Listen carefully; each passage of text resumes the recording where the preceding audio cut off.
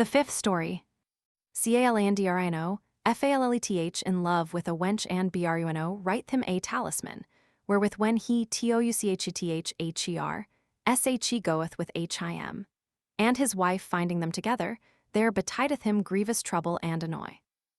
Nephal's short story being finished, and the company having passed it over without overmuch talk or laughter, the queen turned to Fiametta and bade her follow on, to which she replied all blithely that she would well, and began, Gentlest ladies, there is, as methinketh you may know nothing, how much soever it may have been talked thereof, but will still please, provided whoso is minded to speak of it no duly to choose the time and the place that befit it. Wherefore, having regard to our intent in being here, for that we are here to make merry and divert ourselves, and not for other what, meseemeth that everything which may afford mirth and pleasance hath here both due place and due time. And albeit it may have been 1,000 times discourse thereof, it should nathless be none the less pleasing, though one speak of it as much again. Wherefore, notwithstanding it hath been many times spoken among us of the sayings and doings of Calandrino, I will make bold, considering, as Philostrato said a while ago, that these are all diverting, to tell you yet another story thereof, wherein were I minded to swerve from the fact, I had very well known to disguise and recount it under other names. But for that, in the telling of a story, to depart from the truth of things betided detracteth greatly from the listener's pleasure, I will e'en tell it you in its true shape, moved by the reason aforesaid. Niccolo Cornicini was a townsman of ours and a rich man, and had among his other possessions a fine estate at Camerda, whereon he let build a magnificent mansion, and agreed with Bruno and Buffalmacco to paint it all for him. And they, for that the work was great, joined to themselves Nello and Calandrino and fell to work. Thither, for that there was none of the family in the house, although there were 1 or 2 chambers furnished with beds and other things needful, and an old serving woman abode there. As guardian of the place, a son of the said Niccolo, by name Filippo, being young and without a wife, was wont by times to bring some wench or other for his diversion, and keep her there a day or 2, and after send her away. It chanced once, among other times, that he brought thither one called Nicolosa, whom a lewd fellow, by name Mangione, kept at his disposal in a house at Camaldoli, and let out on hire. She was a woman of a fine person and well clad, and for her kind well enough mannered and spoken. One day at noontide, she having come forth her chamber in a white petticoat, with her hair twisted about her head, and being in act to wash her hands and face at a well that was in the courtyard of the mansion, it chanced that Calandrino came thither for water and saluted her familiarly. She returned him his greeting and fell to eyeing him, more because he seemed to her an odd sort of fellow than for any fancy she had for him. Whereupon he likewise fell considering her and him seeming she was handsome, he began to find his occasions for abiding there, and returned not to his comrades with the water, but knowing her not, dared not say aught to her. She, who had noted his looking, glanced at him from time to make game of him, heaving some small matter of size the while. Wherefore Calandrino fell suddenly overhead and ears in love with her, and left not the courtyard till she was recalled by Filippo into the chamber.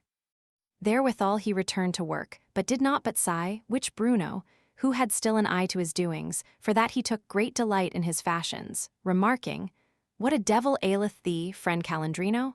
Quoth he. Thou dost not but sigh. Comrade, answered Calandrino, had I but someone to help me, I should fare well. How so? Inquired Bruno, and Calandrino replied, It must not be told to any, but there is a lass down yonder, fairer than a fairy, who hath fallen so mightily in love with me that 'twould seem to the grave matter. I noted it but now, ween as I went for the water. Ecode, cried Bruno, look she be not Filippo's wife. Quoth Calandrino, methinketh it is she, for that he called her and she went to him in the chamber, but what of that? In matters of this kind, would jockey Christ himself, let alone Filippo, and to tell thee the truth, comrade, she pleaseth me more than I can tell thee. Comrade, answered Bruno, I will spy thee out who she is, and if she be Filippo's wife, I will order thine affairs for thee in a brace of words, for she is a great friend of mine. But how shall we do, so Buffalmacco may not know? I can never get a word with her, but he is with me. Quoth Calandrino, Of Buffalmacco I reck not, but we must beware of Nello, for that he is Tessa's kinsman and would mar us everything. And Bruno said, True. Now he knew very well who the wench was, for that he had seen her come, and moreover Filippo had told him. Accordingly, Calandrino having left work a while and gone to get a sight of her, Bruno told Nello and Buffalmacco everything, and they took order together in secret what they should do with him in the matter of this, his enamorment. When he came back, Bruno said to him softly, "Hast seen her?" "Alack, yes," replied Calandrino, "she hath slain me." Quoth Bruno, "I must go see an it be she, I suppose, and if it be so, leave me do." Accordingly, he went down into the courtyard and finding Filippo and Nicolosa there, told them precisely what manner of man Calandrino was, and took order with them of that which each of them should do and say, so they might divert themselves with the lovesick gull and make merry over his passion. Then, returning to Calandrino, he said, "It is indeed she. Wherefore needs must the thing be very discreetly managed, for should Filippo get wind of it, all the water in the Arno would not wash us. But what wouldst thou have me say to her on thy part, if I should chance to get speech of her?" "Faith," answered Calandrino, "thou shalt tell her, to begin with, that I will her 1,000 measures of that good stuff that getteth with child, and after that I am her servant, and if she would have aught." "Thou takest me." "Aye," said Bruno, "leave me do." Presently, supper time being come, the painters left work and went down into the courtyard, where they found Filippo and Nicolosa, and tarried there a while, to oblige Calandrino. The latter fell to ogling Nicolosa, and making the oddest grimaces in the world, such and so many that a blind man would have remarked them. She on her side did everything that she thought apt to inflame him, and Filippo, in accordance with the instructions he had of Bruno, made believe to talk with Buffalmacco and the others, and to have no heed of this, whilst taking the utmost diversion in Calandrino's fashions. However, after a while, to the latter's exceeding chagrin, they took their leave, and as they returned to Florence, Bruno said to Calandrino, "I can tell thee thou makest her melt like ice in the sun. Cock's body, wert thou to fetch thy rebec and warble thereto some of those amorous ditties of thine, thou wouldst cause her cast herself out of window to come to thee." Quoth Calandrino, "Deemest thou, gossip? Deemest thou I should do well to fetch it?" "Aye, do I," answered Bruno, and Calandrino went on, "Thou wouldst not credit me this morning, ween as I told it thee. But, for certain, gossip, methinketh I know better than any man alive to do what I will. Who, other than I, had known to make such a lady so quickly in love with me? Not your trumpeting young braggarts, I warrant you, who are up and down all day long and could not make shift, in 1,000 years, to get together 3 handsful of cherry stones. I would fain have thee see me with the rebec, 'twould be fine sport for thee. I will have thee to understand once for all that I am no dotard, as thou deemest me, and this she hath right well perceived, but I will make her feel it other gates fashion, so once I get my claw into her back. By the very body of Christ, I will lead her such a dance that she will run after me, as the madwoman after her child." "Aye," rejoined Bruno, "I warrant me thou wilt rummage her. Methinketh I see thee, with those teeth of thine that were made for virginal jacks, bite that little vermal mouth of hers and those her cheeks, that show like 2 roses, and after eat her all up." Footnote 432, Giovanni di Tromba Marina. The sense seems as above. The commentators say that Giovanni di Tromba Marina is a name given to those youths who go trumpeting about everywhere the favors accorded them by women. But the tromba marina is a stringed, not a wind instrument, a sort of primitive violoncello with 1 string. Footnote 433, Your teeth did dance like virginal jacks, Ben Jonson. Calandrino, hearing this, fancied himself already at it, and went singing and skipping, so overjoyed that he was like to jump out of his skin. On the morrow, having brought the rebec, he, to the great diversion of all the company, sang sundry songs thereto, and in brief he was taken with such an itch for the frequent seeing of her that he wrought not a whit, but ran 1,000 times a day, now to the window, now to the door, and anon into the courtyard, to get a look at her. Whereof she, adroitly carrying out Bruno's instructions, afforded him ample occasion. Bruno, on his side, answered his messages in her name, and by times brought him others as from her. And ween as she was not there, which was mostly the case, he carried him letters from her, wherein she gave him great hopes of compassing his desire, feigning herself at home with her kinsfolk, where he might not presently see her. On this wise, Bruno, with the aid of Buffalmacco, who had a hand in the matter, kept the game afoot and had the greatest sport in the world with Calandrino's antics, causing him give them bytimes, as at his mistress's request, now an ivory comb, now a purse and anon a knife and such like toys, for which they brought him in return divers paltry counterfeit rings of no value, with which he was vastly delighted. And to boot, they had of him, for their pains, store of dainty collations and other small matters of entertainment, so they might be diligent about his affairs. On this wise they kept him in play good 2 months, without getting a step farther, at the end of which time, seeing the work draw to an end and bethinking himself that, and he brought not his amours to an issue in the meantime, he might never have another chance thereof, he began to urge and importune Bruno Amain. Wherefore, when next the girl came to the mansion, Bruno, having first taken order with her and Filippo of what was to be done, said to Calandrino, "Hark, I gossip, yonder lady hath promised me a good 1,000 times to do that which thou wouldst have, and yet doth not thereof, and meseemeth she leadeth thee by the nose.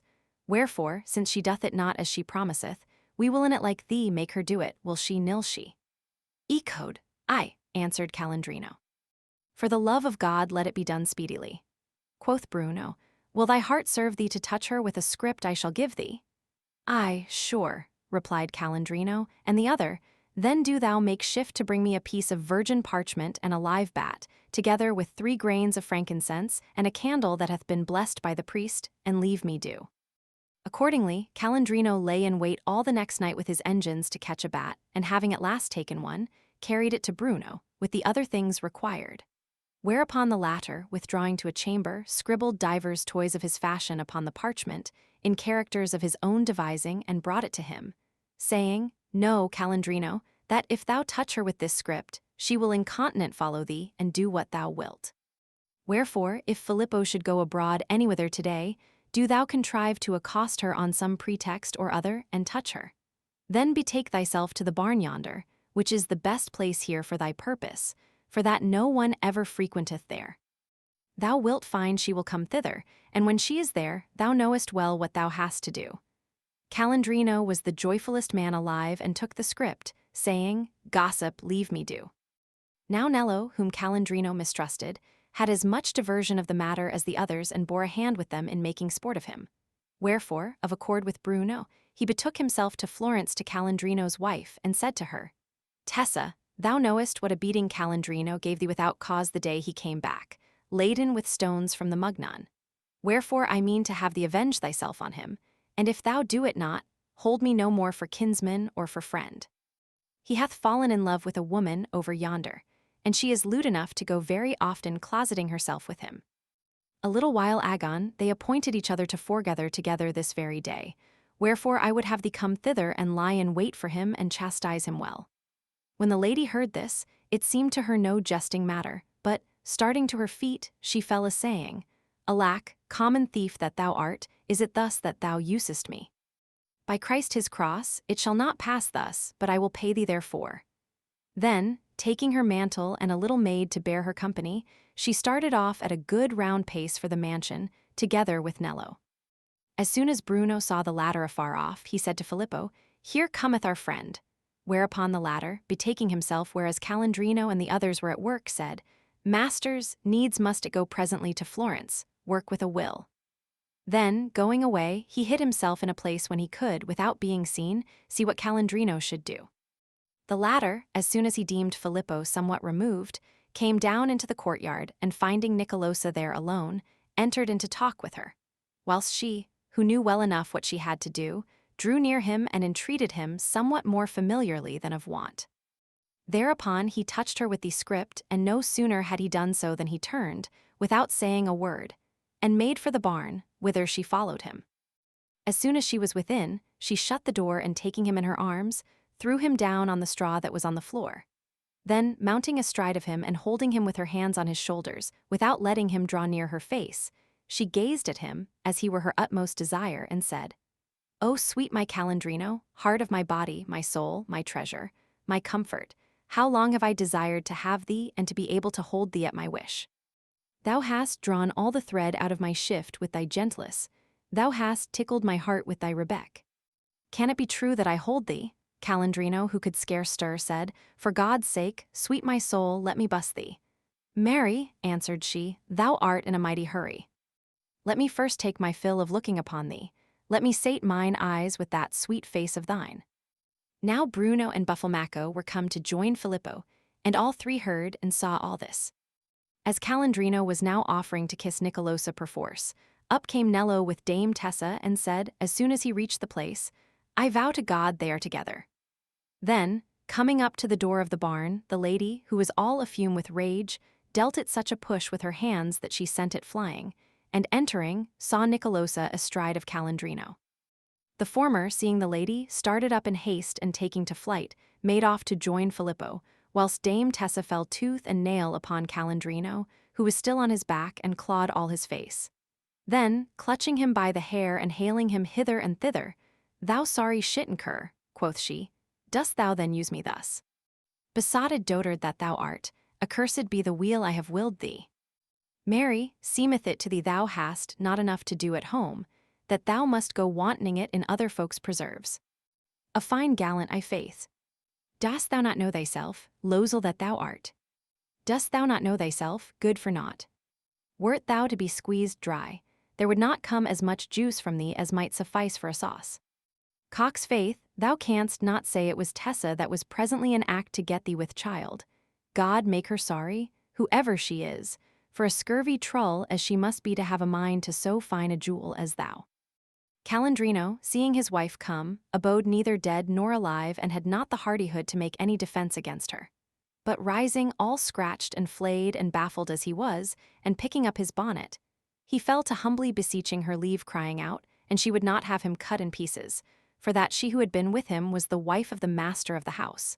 Whereupon quoth she, So be it, God give her an ill year.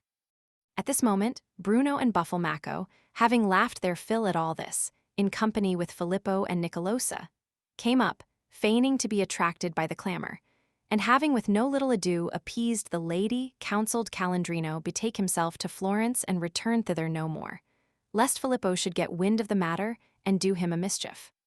Accordingly he returned to Florence, chapfallen and woebegone, all flayed and scratched, and never ventured to go thither again.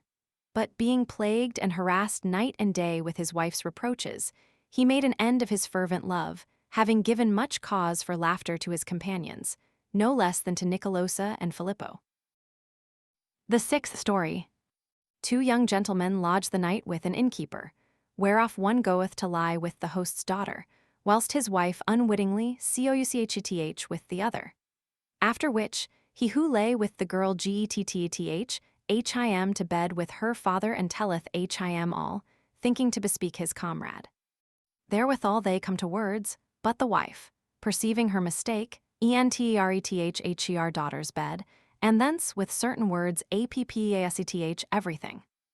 Calandrino, who had otherwhiles afforded the company matter for laughter, made them laugh this time also, and weenas the ladies had left devising of his fashions, the queen bade Pamphilo tell, whereupon quoth he, Laudable ladies, the name of Nicolosa, Calandrino's mistress, hath brought me back to mind a story of another Nicolosa, which it pleaseth me to tell you, for that therein you shall see how a good wife's ready wit did away a great scandal.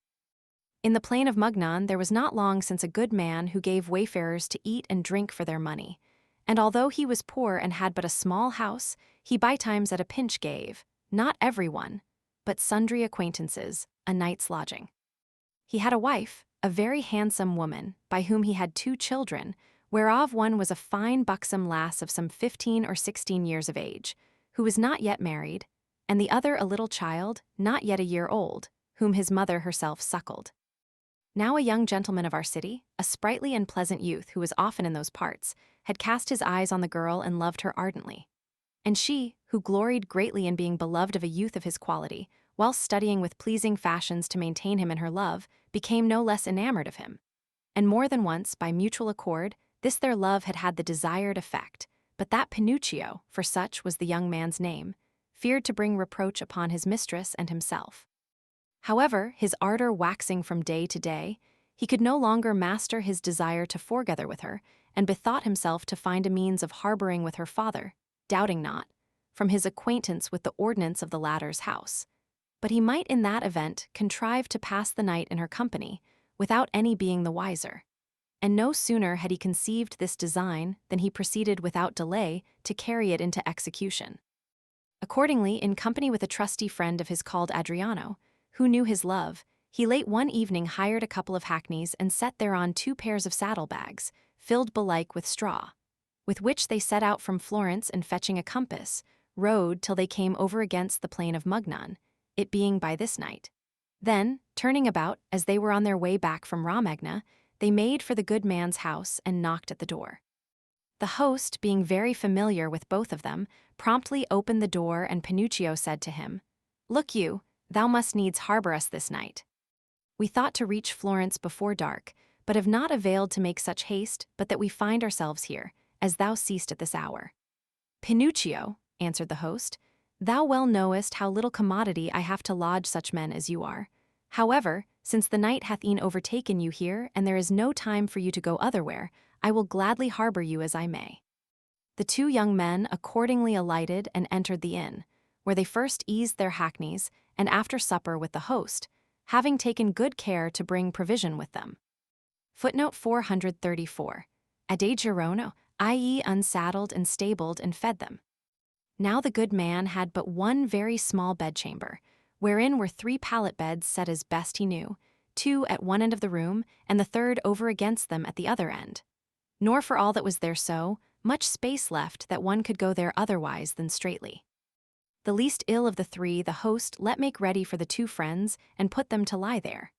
Then, after a while neither of the gentlemen being asleep, though both made a show thereof, he caused his daughter betake herself to bed in one of the 2 others, and lay down himself in the third, with his wife, who set by the bedside the cradle wherein she had her little son. Things being ordered after this fashion, and Pinuccio having seen everything, after a while, him seeming that everyone was asleep, he arose softly, and going to the bed where slept the girl beloved of him, laid himself beside the latter, by whom, for all she did it timorously, he was joyfully received, and with her he proceeded to take of that pleasure which both most desired. Whilst Pinuccio abode thus with his mistress, it chanced that a cat caused certain things fall, which the good wife, awaking, heard, whereupon, fearing lest it were other what, she arose, as she was, in the dark, and betook herself whereas she had heard the noise. Meanwhile, Adriano, without intent aforethought, arose by chance for some natural occasion, and going to dispatch this, came upon the cradle, whereas it had been set by the good wife, and unable to pass without moving it, took it up and set it down beside his own bed. Then, having accomplished that for which he had arisen, he returned and betook himself to bed again, without recking of the cradle. The good wife, having searched and found the thing which had fallen was not what she thought, never troubled herself to kindle a light to see it, but, chiding the cat, returned to the chamber and groped her way to the bed where her husband lay. Finding the cradle not there, "Mercy o' me," quoth she in herself. "See what I was about to do. As I am a Christian, I had well nigh gone straight to our guest's bed." Then, going a little farther and finding the cradle, she entered the bed whereby it stood and laid herself down beside Adriano, thinking to couch with her husband. Adriano, who was not yet asleep, feeling this, received her well and joyously, and laying her aboard in a trice, clapped on all sail, to the no small contentment of the lady. Meanwhile, Pinuccio, fearing lest sleep should surprise him with his lass, and having taken of her his fill of pleasure, arose from her, to return to his own bed, to sleep, and finding the cradle in his way took the adjoining bed for that of his host. Wherefore, going a little farther, he lay down with the latter, who awoke at his coming. Pinuccio, deeming himself beside Adriano, said, "I tell thee there never was so sweet a creature as is Nicolosa. Cock's body, I have had with her the rarest sport ever man had with woman, more by token that I have gone upwards of 6 times into the country since I left thee." The host, hearing this talk and being not overwell pleased therewith, said first in himself, "What a devil doth this fellow here?" Then, more angered than well advised, "Pinuccio," quoth he, "this hath been a great piece of villainy of thine, and I know not why thou shouldst have used me thus. But by the body of God I will pay thee for it." Pinuccio, who was not the wisest lad in the world, seeing his mistake, addressed not himself to mend it as best he might, but said, "Of what wilt thou pay me? What canst thou do to me?" Therewithal the hostess, who thought herself with her husband, said to Adriano, "Good lack, hark to our guests how they are at I know not what words together." Quoth Adriano, laughing, leave them do, God land them in an ill year. They drank overmuch yesternight. The good wife, her seeming she had heard her husband scold and hearing Adriano speak, incontinent perceived where and with whom she had been, whereupon, like a wise woman as she was, she arose forthright, without saying a word, and taking her little son's cradle, carried it at a guess, for that there was no jot of light to be seen in the chamber, to the side of the bed where her daughter slept and lay down with the latter. Then, as if she had been aroused by her husband's clamor, she called him and inquired what was to do between himself and Pinocchio. He answered, Hearest thou not what he saith he hath done this night unto Nicolosa? Marry, quoth she, he lieth in his throat, for he was never abed with Nicolosa, seeing that I have lain here all night, more by token that I have not been able to sleep a wink, and thou art an ass to believe him. You men drink so much of an evening that you do nothing but dream all night and fare hither and thither, without knowing it, and fancy you do wonders. 'Tis 1,000 pities you don't break your necks. But what doth Pinocchio yonder? Why bideth he not in his own bed? Adriano, on his part, seeing how adroitly the good wife went about to cover her own shame and that of her daughter, chimed in with, Pinocchio, I have told thee 100 times not to go abroad, for that this thy trick of arising in thy sleep, and telling for true the extravagances thou dreamest will bring thee into trouble some day or other. Come back here, God give thee an ill night. The host, hearing what his wife and Adriano said, began to believe in good earnest that Pinocchio was dreaming, and accordingly taking him by the shoulders, he fell to shaking and calling him, saying, Pinocchio, awake, return to thine own bed. Pinocchio, having apprehended all that had been said, began to wander off into other extravagances, after the fashion of a man a-dream, whereat the host set up the heartiest laughter in the world. At last he made believe to awake for stress of shaking, and calling to Adriano said, Is it already day that thou callest me? Aye, answered the other, come hither.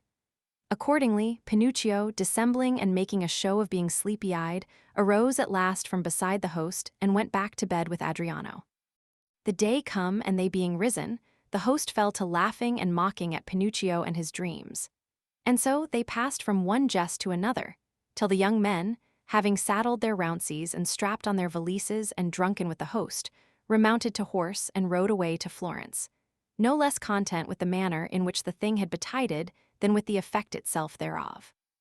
Thereafter Pinocchio found other means of forgathering with Nicolosa, who vowed to her mother that he had certainly dreamt the thing, wherefore the good wife, remembering her of Adriano's embracements, inwardly avouched herself alone to have waked.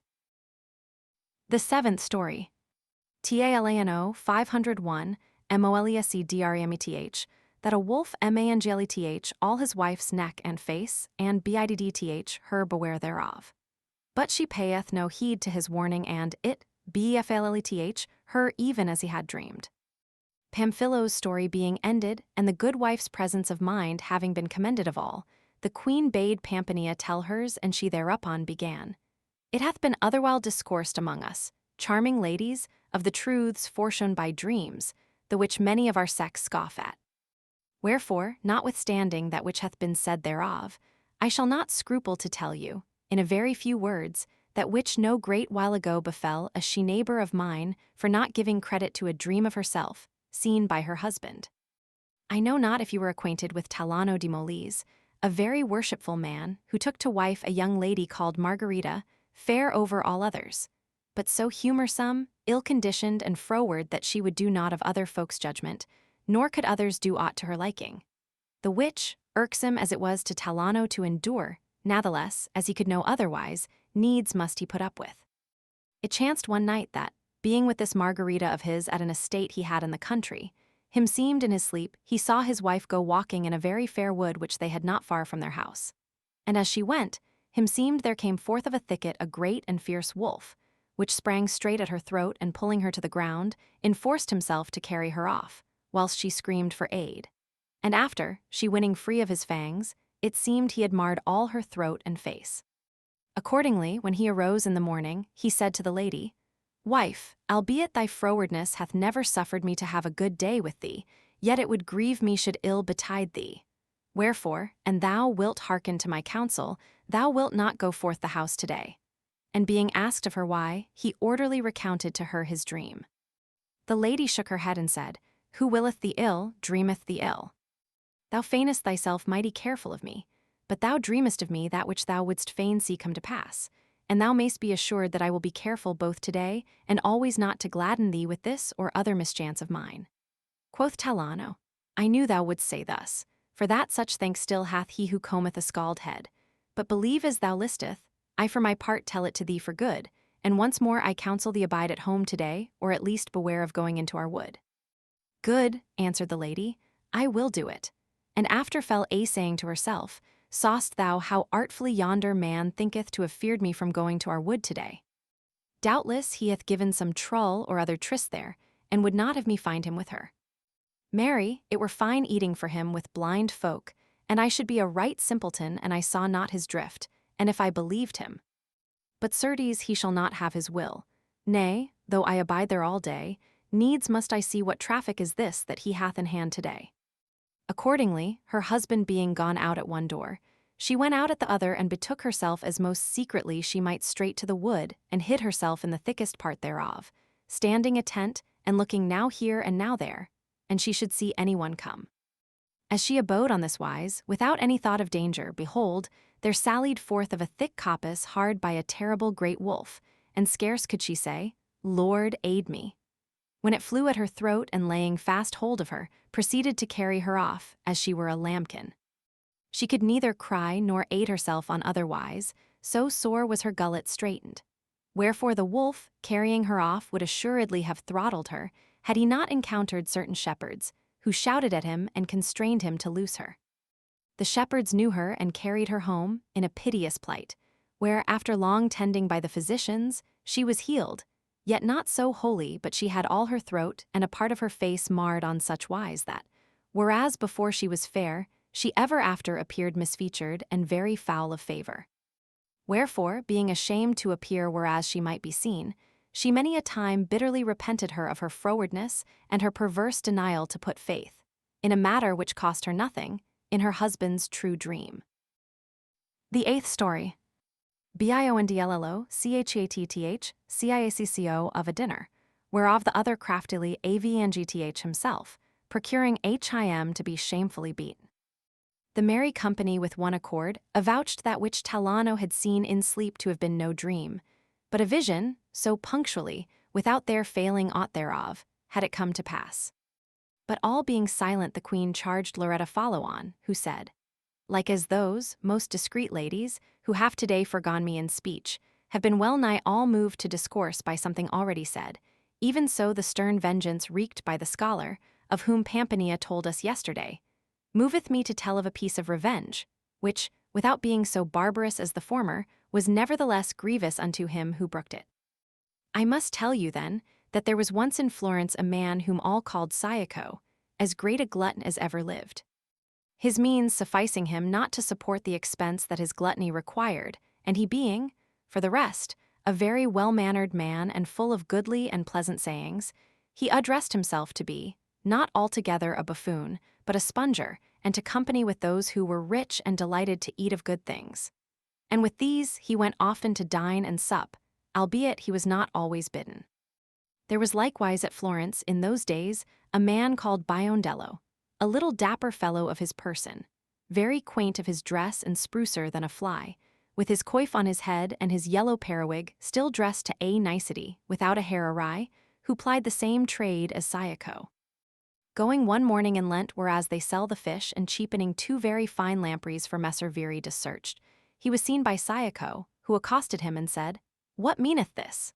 Whereto Biondello made answer, "Yesterev there were sent unto Messer Corso Donati 3 lampreys, much finer than these, and a sturgeon, to which sufficing him not for a dinner, he is minded to give certain gentlemen, he would have me buy these other 2. Wilt thou not come thither thou? Quoth Ciacco, "Thou knowest well that I shall be there." Accordingly, ween as it seemed to him time, he betook himself to Messer Corso's house, where he found him with sundry neighbors of his, not yet gone to dinner, and being asked of him what he went doing, answered, "Sir, I am come to dine with you and your company." Quoth Messer Corso, "Thou art welcome, and as it is time, let us to table." Thereupon they seated themselves at table and had, to begin with chickpeas and pickled tunny, and after a dish of fried fish from the Arno, and no more, Sayako, perceiving the cheat that Biondello had put upon him, was inwardly no little angered thereat, and resolved to pay him for it. Nor had many days passed ere he again encountered the other, who had by this time made many folk merry with the trick he had played him. Biondello, seeing him, saluted him and asked him, laughing, how he had found Messer Corso's lampreys, to which Sayako answered, "That shalt thou know much better than I, ere 8 days be past." Then, without wasting time over the matter, he took leave of Biondello, and agreeing for a price with a shrewd huckster, carried him near to the Cavicciuoli gallery, and showing him a gentleman there, called Messer Filippo Argenti, a big burly raw-boned fellow and the most despiteful, choleric, and humorsome man alive, gave him a great glass flagon and said to him, "Go to yonder gentleman with this flask in hand, and say to him, Sir Biondello sendeth me to you and prayeth you be pleased to rubify him this flask with your good red wine, for that he would fain make merry Sumdel with his minions. But take good care he lay not his hands on thee, else will he give thee an ill morrow, and thou wilt have marred my plans." "Have I aught else to say?" asked the huckster, and Sayako answered, "No, do but go and say this, and after come back to me here with the flask, and I will pay thee." The huckster accordingly set off and did his errand to Messer Filippo, who, hearing the message and being lightly ruffled, concluded that Biondello, whom he knew, had a mind to make mock of him, and waxing all red in the face, said, "What rubify me, and what minions be these? God land thee and him an ill year." Then, starting to his feet, he put out his hand to lay hold of the huckster, but the latter, who was on his guard, promptly took to his heels, and returning by another way to Sayako, who had seen all that had passed, told him what Messer Filippo had said to him. Sayako, well pleased, paid him and rested not till he found Biondello, to whom quoth he, "Hast thou been late at the Cavicciuoli gallery?" "Nay," answered the other. "Why dost thou ask me?" "Because," replied Sayako, "I must tell thee that Messer Filippo inquireth for thee, I know not what he would have." "Good," rejoined Biondello, "I am going that way and will speak with him." Accordingly, he made off, and Sayako followed him to see how the thing should pass. Meanwhile Messer Filippo, having failed to come at the huckster, abode sore disordered, and was inwardly all afume with rage, being unable to make anything in the world of the huckster's words, if not that Biondello, at whosoever instance, was minded to make mock of him. As he fretted himself thus, up came Biondello, whom no sooner did he espy than he made for him and dealt him a sore buffet in the face. "Alack, sir," cried Biondello, "what is this?" Whereupon Messer Filippo, clutching him by the hair and tearing his coif, cast his bonnet to the ground and said, laying on to him amming the while, "Knave that thou art, thou shalt soon see what it is. What is this thou sendest to say to me with thy rubify me, and thy minions? Deemest thou me a child, to be flouted on this wise?" So saying, he battered his whole face with his fists, which were like very iron, nor left him a hair on his head unruffled. Then, rolling him in the mire, he tore all the clothes off his back, and to this he applied himself with such a will that Biondello could not avail to say a word to him nor ask why he served him thus. He had heard him indeed speak of rubify me and minions, but knew not what this meant. At last, Messer Filippo having beaten him soundly, the bystanders, whereof many had by this time gathered about them, dragged him, with the utmost difficulty, out of the other's clutches, all bruised and battered as he was, and told him why the gentleman had done this, blaming him for that which he had sent to say to him, and telling him that he should by that time have known Messer Filippo better, and that he was not a man to jest withal. Biondello, all in tears, protested his innocence, declaring that he had never sent to Messer Filippo for wine, and as soon as he was somewhat recovered, he returned home, sick and sorry, divining that this must have been Sayako's doing. When after many days, the bruises being gone, he began to go abroad again, it chanced that Sayako encountered him and asked him, laughing, "Harkai, Biondello, how deemest thou of Messer Filippo's wine?" "Even as thou of Messer Corso's lampreys," replied the other, and Sayako said, "The thing resteth with thee henceforth. Whenever thou goest about to give me to eat as thou didst, I will give thee in return to drink after t'other day's fashion." Biondello, knowing full well that it was easier to wish Sayako ill than to put it in practice, besought God of his peace, and thenceforth was careful to affront him no more. The 9th story. Two young men seek counsel of Solomon, one how he may be loved and the other how he may amend his froward wife. And in answer he biddth, the one love and the other get him to gooseberry. None other than the queen remaining to tell, so she would maintain Dioneo his privilege. She, after the ladies had laughed at the unlucky Biondello, began blithely to speak thus.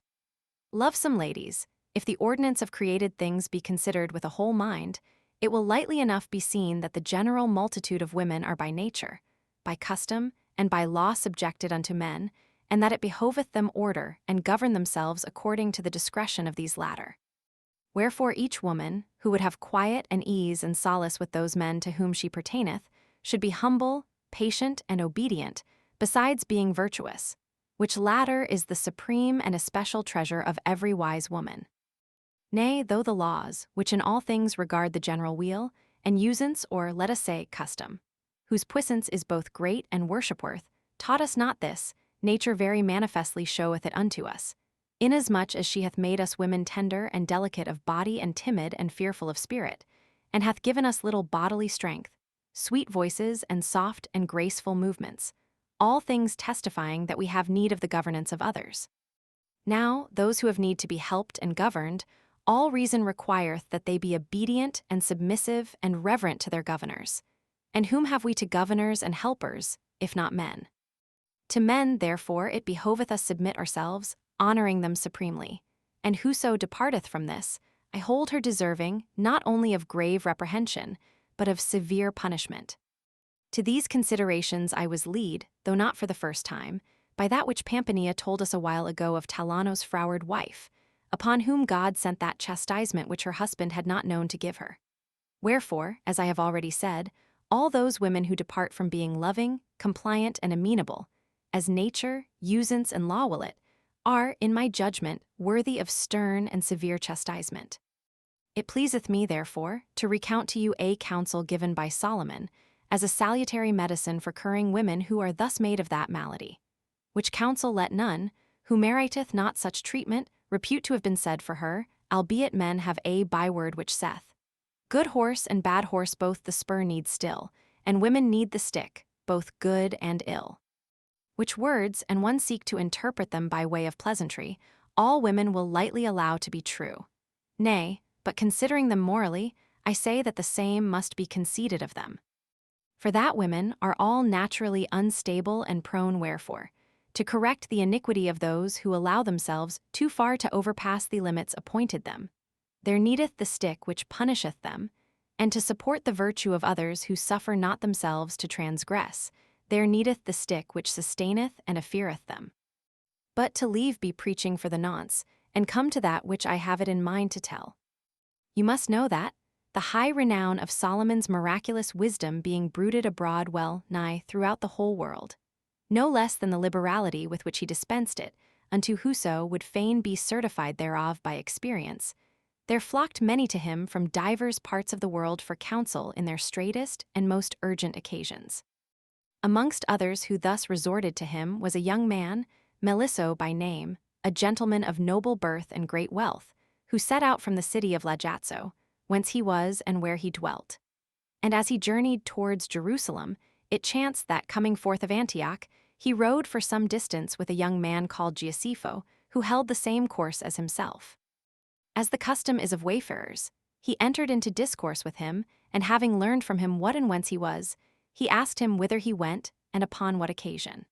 To which Giuseppe replied that he was on his way to Solomon, to have counsel of him what course he should take with a wife he had, the most froward and perverse woman alive, whom neither with prayers nor with blandishments nor on any other wise could he avail to correct of her waywardness. Then he in his turn questioned Melisso whence he was and whither he went and on what errand, and he answered, I am of Lajazzo, and like as thou hast a grievance, even so have I one. I am young and rich and spend my substance in keeping open house and entertaining my fellow townsmen, and yet, strange to say, I cannot for all that find one who wisheth me well. Wherefore I go whither thou goest, to have counsel how I may win to be beloved. Footnote 439, apparently Laodicea, Hod. Eskihisar in Anatolia, from which a traveler, taking the direct land route, would necessarily pass Antioch, Hod, and Tachia on his way to Jerusalem.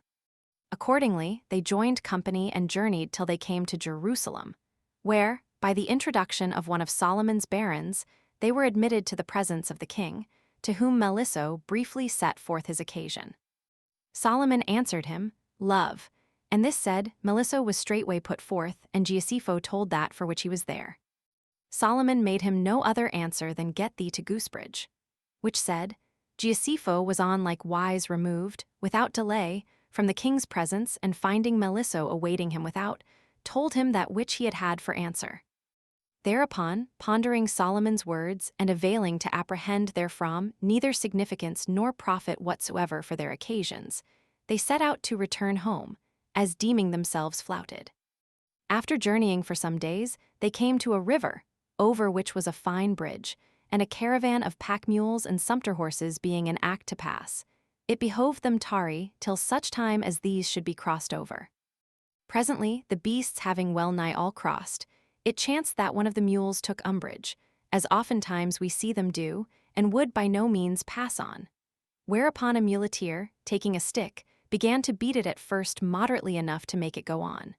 But the mule shied now to this and now to that side of the road, and whiles turned back altogether, but would on no wise pass on. Whereupon the man, incensed beyond measure, fell to dealing it with the stick the heaviest blows in the world, now on the head, now on the flanks, and anon on the crupper, but all to no purpose. Melissa and Giuseppe stood watching this, and said often to the muleteer, Alack, wretch that thou art, what dost thou? Wilt thou kill the beast? Why studiest thou not to manage him by fair means and gentle dealing? He will come quicklier than for cudgeling him as thou dost. To which the man answered, You know your horses, and I know my mule, leave me do with him. So saying, he fell again to cudgeling him, and belabored him to such purpose on one side and on the other, that the mule passed on, and the muleteer won the bout. Then, the two young men being now about to depart, Giuseppe asked a poor man, who sat at the bridgehead, how the place was called, and he answered, Sir, this is called Goosebridge. When Giuseppe heard this, he straightway called to mind Solomon's words, and said to Melissa, Mary, I tell thee, comrade, that the counsel given me by Solomon may well prove good and true, for I perceive very plainly that I knew not how to beat my wife, but this muleteer hath shown me what I have to do. Accordingly, they fared on and came, after some days, to Antioch, where Giuseppe kept Melissa with him, that he might rest himself a day or two, and being scurvily enough received of his wife, he bade her prepare supper according as Melissa should ordain, whereof the latter, seeing that it was his friend's pleasure, acquitted himself in a few words. The lady, as her usance had been in the past, did not as Melissa had ordained, but well nigh altogether the contrary. Which Giuseppe seeing, he was vexed, and said, Was it not told thee on what wise thou shouldst prepare the supper? The lady, turning round haughtily, answered, What meaneth this? Good lack, why dost thou not sup, and thou have a mind to sup? And if it were told me otherwise, it seemed good to me to do thus. If it please thee, so be it, if not, leave it be. Melissa marveled at the lady's answer, and blamed her exceedingly, whilst Giuseppe, hearing this, said, Wife, thou art still what thou wast wont to be, but trust me, I will make thee change thy fashion. Then turning to Melissa, Friend, said he, we shall soon see what manner of counsel was Solomon's, but I prithee let it not irk thee to stand to see it, and hold that which I shall do for a sport. And that thou mayest not hinder me, bethink thee of the answer the muleteer made us, when we pitied his mule. Quoth Melissa, I am in thy house, where I purpose not to depart from thy good pleasure. Giuseppe then took a round stick, made of a young oak, and repaired a chamber, whither the lady, having arisen from table for despite, had bade ken herself, grumbling. Then, laying hold of her by the hair, he threw her down at his feet, and proceeded to give her a sore beating with the stick.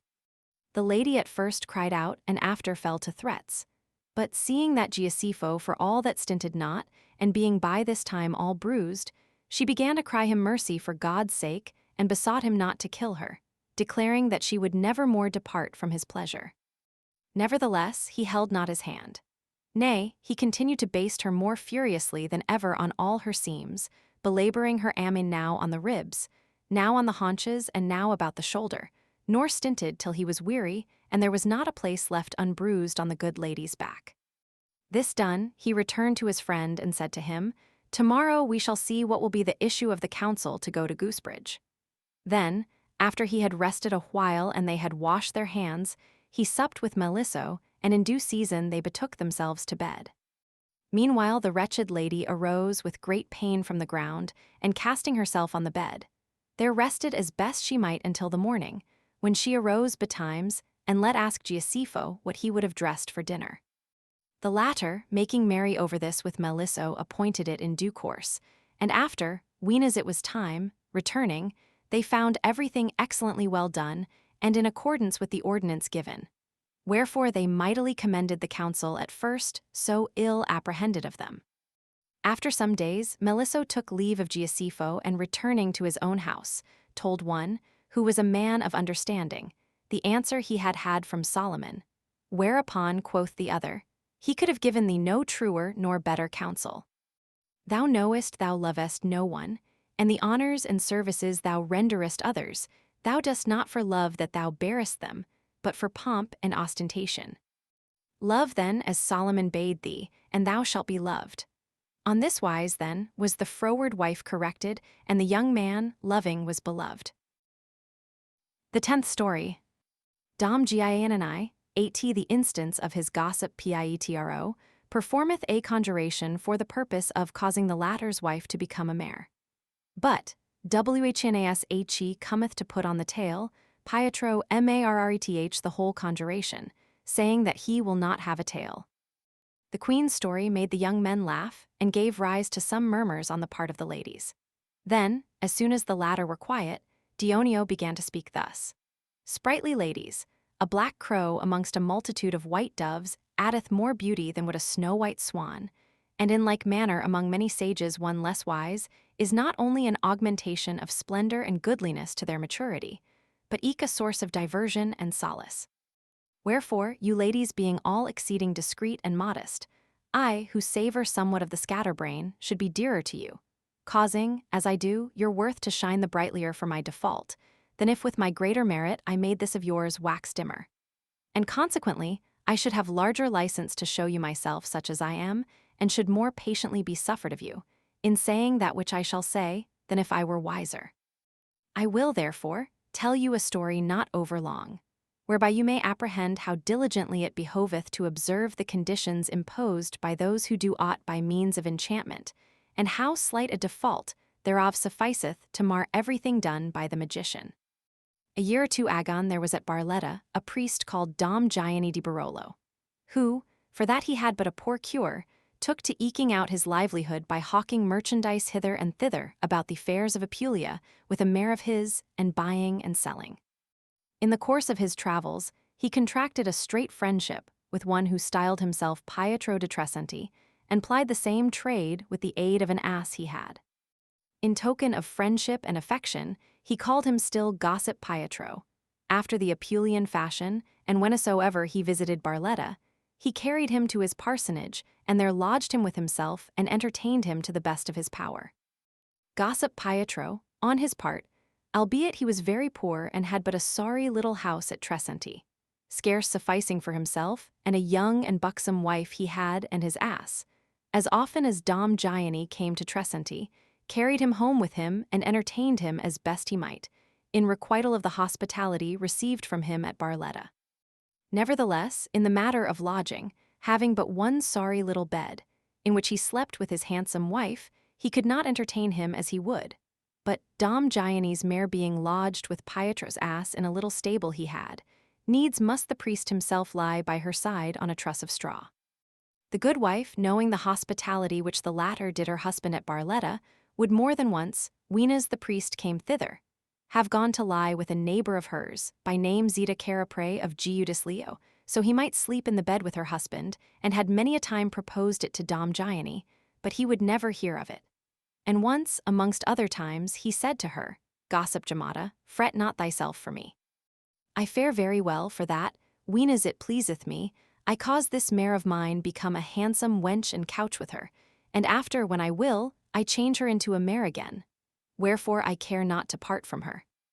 The young woman marveled, but believed his tale and told her husband, saying, If he is so much thy friend as thou sayest, why dost thou not make him teach thee his charm, so thou mayst avail to make of me a mare, and do thine affairs with the ass and the mare? So should we gain 2 for 1, and when we were back at home, thou couldst make me a woman again, as I am. Pietro, who was somewhat dull of wit, believed what she said, and falling in with her counsel, began, as best he knew, to importune Dom Gianni to teach him the trick. The latter did his best to cure him of that folly, but availing not thereto, he said, Hark, since you will e'en have it so, we will arise tomorrow morning before day, as of our wont, and I will show you how it is done. To tell thee the truth, the uneathest part of the matter is the putting on of the tail, as thou shalt see. Accordingly, ween as it drew near unto day, goodman Pietro and gossip Giammatta, who had scarce slept that night, with such impatience did they await the accomplishment of the matter, arose and called Dom Gianni, who, arising in his shirt, betook himself to Pietro's little chamber and said to him, I know none in the world, except you, for whom I would do this. Wherefore, since it pleaseth you, I will e'en do it. But needs must you do as I shall bid you, and you would have the thing succeed. They answered that they would do that which he should say. Whereupon, taking the light, he put it into Pietro's hand and said to him, Mark how I shall do, and keep well in mind that which I shall say. Above all, have a care, and thou wouldst not mar everything, that whatsoever thou hearest or seest, thou say not a single word, and pray God that the tale may stick fast.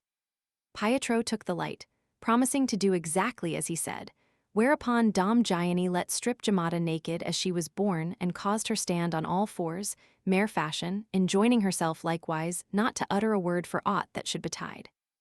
Then passing his hand over her face and her head, he proceeded to say, Be this a fine mare's head, and touching her hair said, Be this a fine mare's mane. After which he touched her arms, saying, Be these fine mare's legs and feet, and coming presently to her breast and finding it round and firm, such an one awoke that was not called and started up on end, whereupon quoth he, Be this a fine mare's chest.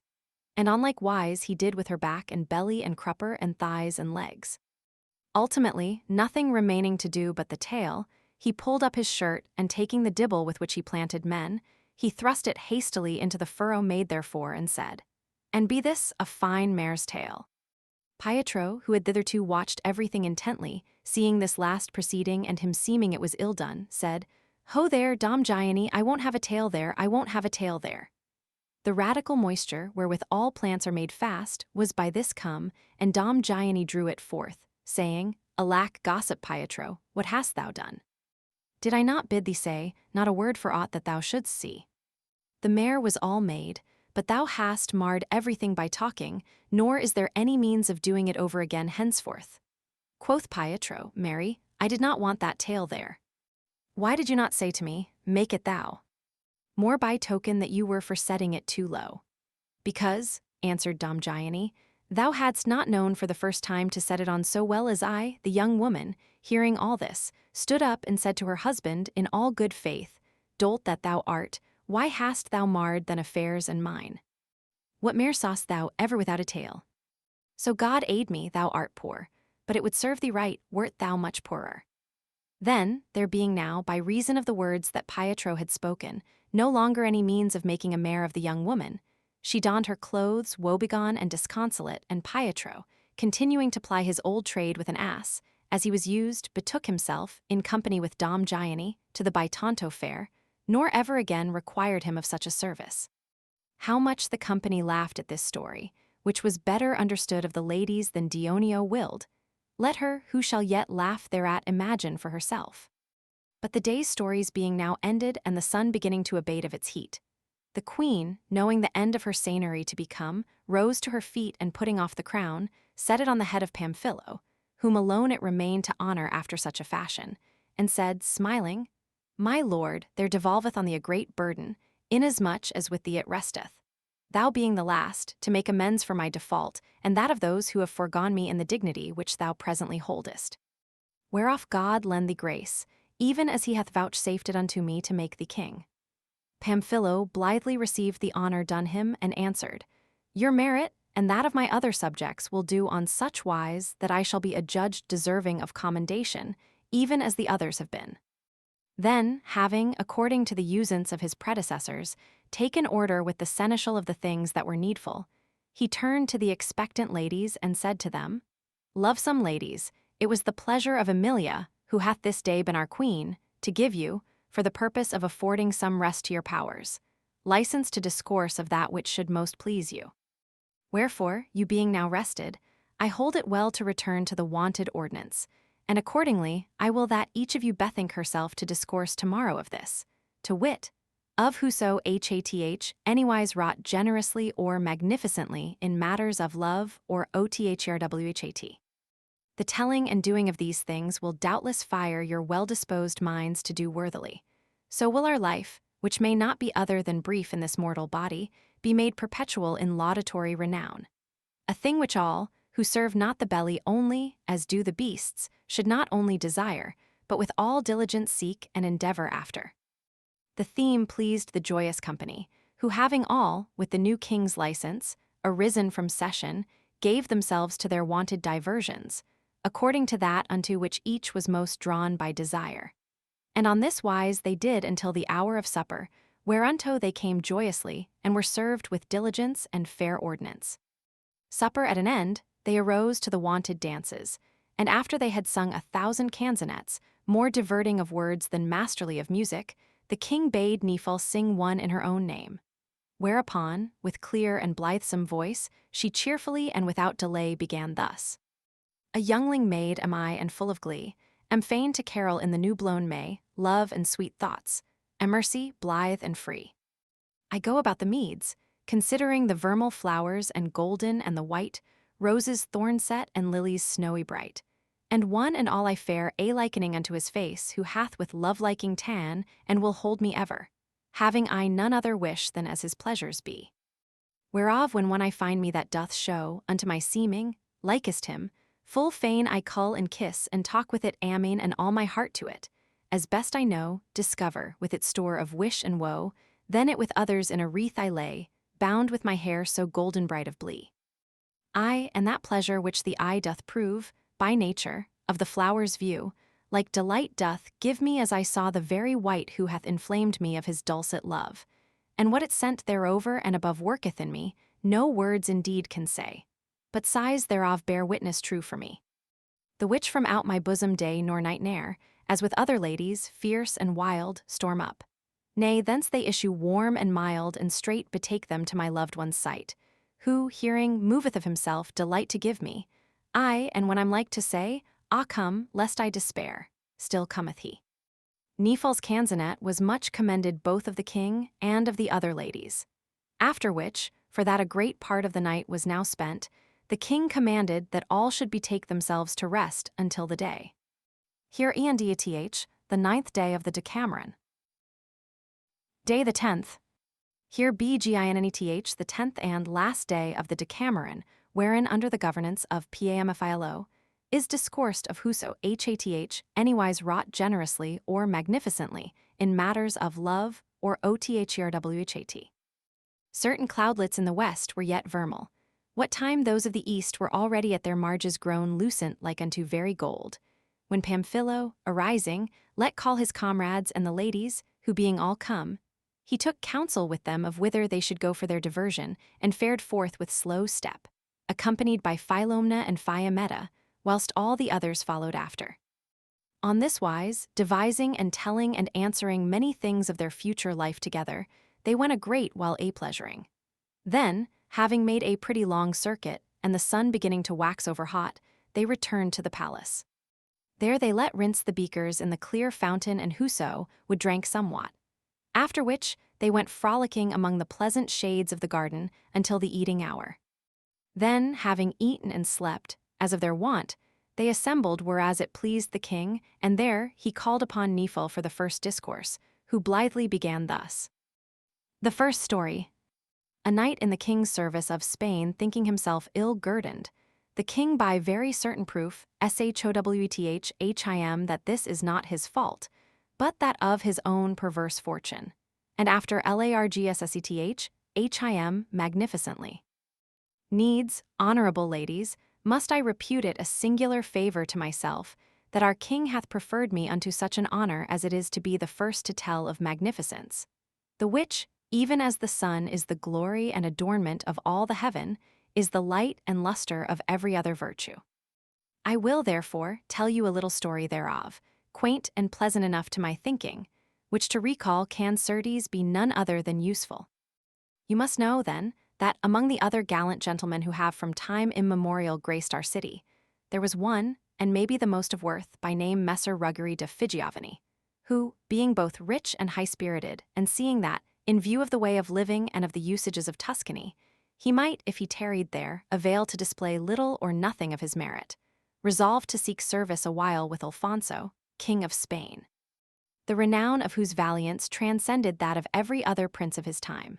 Wherefore he betook himself, very honorably furnished with arms and horses and followers, to Alfonso in Spain, and was by him graciously received. Accordingly, he took up his abode there, and living splendidly, and doing marvelous deeds of arms, he very soon made himself known for a man of worth and valor. When he had sojourned there a pretty while, and had taken particular note of the king's fashions, himseemed he bestowed castles and cities and baronies now upon one and now upon another with little enough discretion, as giving them to those who were unworthy thereof, and for that to him, who held himself for that which he was, nothing was given. He conceived that his repute would be much abated by reason thereof. Wherefore he determined to depart and craved leave of the king. The latter granted him the leave he sought, and gave him one of the best and finest mules that ever was ridden, the which, for the long journey he had to make, was very acceptable to Messer Ruggeri. Moreover, he charged a discreet servant of his that he should study, by such means as seemed to him best, to ride with Messer Ruggeri on such wise that he should not appear to have been sent by the king, and note everything he should say of him, so as he might avail to repeat it to him, and that on the ensuing morning he should command him return to the court.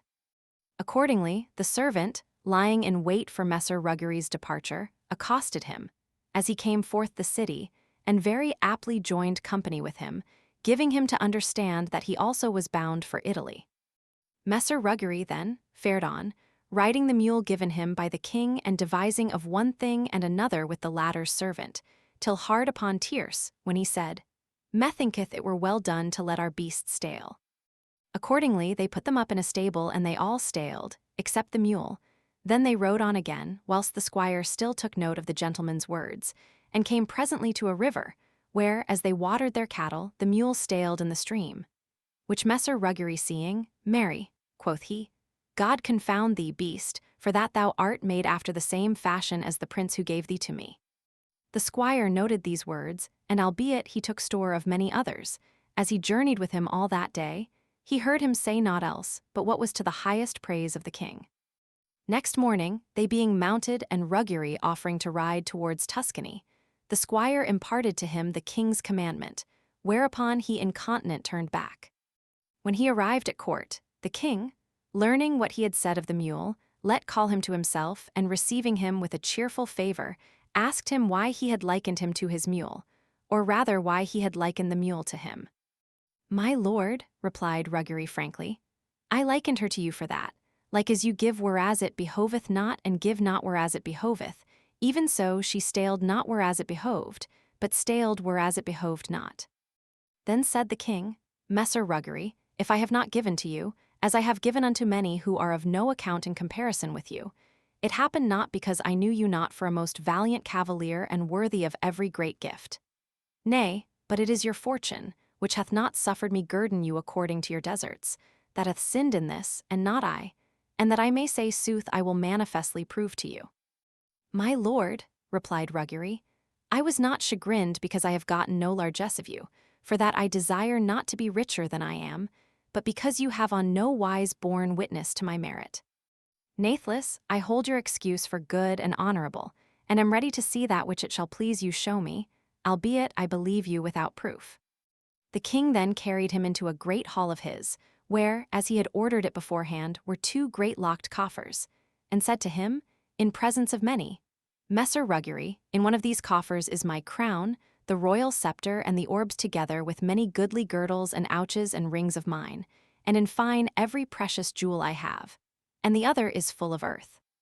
Take, then, one and be that which you shall take yours, and you may thus see whether of the twain hath been ungrateful to your worth, myself of your ill fortune."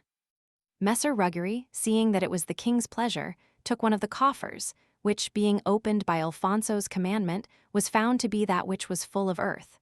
Whereupon quoth the king, laughing, Now can you see, Messer Ruggery, that this that I tell you of your fortune is true, but certes your worth meriteth that I should oppose myself to her might. I know you have no mind to turn Spaniard, and therefore I will bestow upon you neither castle nor city in these parts. But this coffer, of which fortune deprived you, I will in her despite shall be yours, so you may carry it off to your own country, and justly glorify yourself of your worth in the sight of your countrymen by the witness of my gifts. Messer Ruggery accordingly took the coffer, and having rendered the king those thanks which sorted with such a gift, joyfully returned therewith to Tuscany. The second story.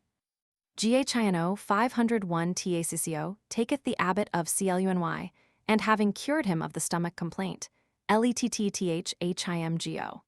Whereupon the abbot, returning to the court of Rome, RECONCLETHIM with Pope BONIFACE, and maketh HIM a prior of the HOSPITLLERS. The magnificence shown by King Alfonso to the Florentine cavalier having been duly commended, the king, who had been mightily pleased therewith, enjoined Alyssa to follow on, and she straightway began thus. Dainty dames, it cannot be denied that for a king to be munificent, and to have shown his munificence to him who had served him, is a great and a praiseworthy thing. But what shall we say if a churchman be related to have practiced marvelous magnanimity towards one, whom if he had used as an enemy, he had of none been blamed therefore? Certes, we can say none otherwise than that the king's magnificence was a virtue, whilst that of the churchman was a miracle, inasmuch as the clergy are all exceeding niggardly, nay, far more so than women, and sworn enemies of all manner of liberality. And albeit all men naturally hunger after vengeance for affronts received, we see churchmen, for all they preach patience, and especially commend the remission of offences, pursue it more eagerly than other folk. This, then, to wit, how a churchman was magnanimous, you may manifestly learn from the following story of mine. Gino di Tacco, a man very famous for his cruelty and his robberies, being expelled Siena, and at feud with the counts of Santa Fiore, raised radicofani against the Church of Rome, and taking up his sojourn there, caused his swashbucklers despoil whosoever passed through the surrounding country. Now Boniface VIII being pope in Rome, there came to court the abbot of Cluny, who is believed to be one of the richest prelates in the world, and having there marred his stomach, he was advised by the physicians to repair to the baths of Siena, and he would without fail be cured. Accordingly, having gotten the pope's leave, he set out on his way thither in great pomp of gear and baggage and horses and servitors, unrecking of Gino's report.